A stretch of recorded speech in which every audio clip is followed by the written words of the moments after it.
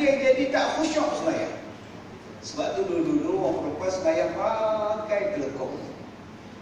Jadi tak ada apalah nak kecoh, sama je putih je aku.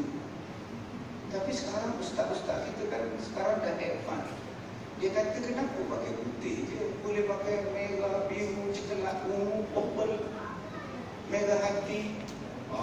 Bila ustaz cakap macam itu, makcik-makcik semua bawa keluar stok. Bawa keluar stok Khadijah, Aisyah, Medan, Vietnam, Aceh.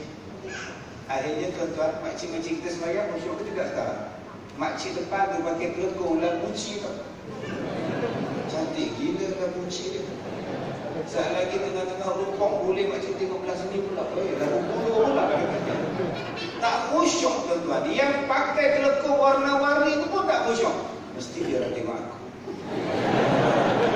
Dia bukan saya nak larang tuan-tuan pakai warna-warni pula. Saya nak cakap ulama-ulama Nusantara, Indonesia, Malaysia, Thailand, dia nak menjaga uruf kita sebab dia tahu perangai kita.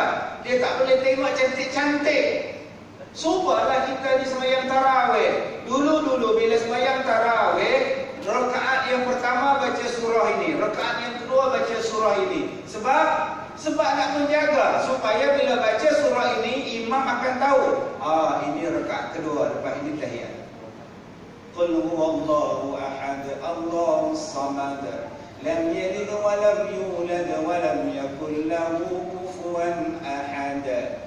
Maka imam tahulah, lepas ini salam. Makmum pun tahu, lepas ini salam. Sebab itu tuan-tuan, tiap-tiap kali rakaat yang kedua, qul huwallah, rakaat kedua, qul huwallah, rakaat kedua, qul huwallah. Sebab dia nak bagi tahu, lepas ini tahiyat, lepas ini salam.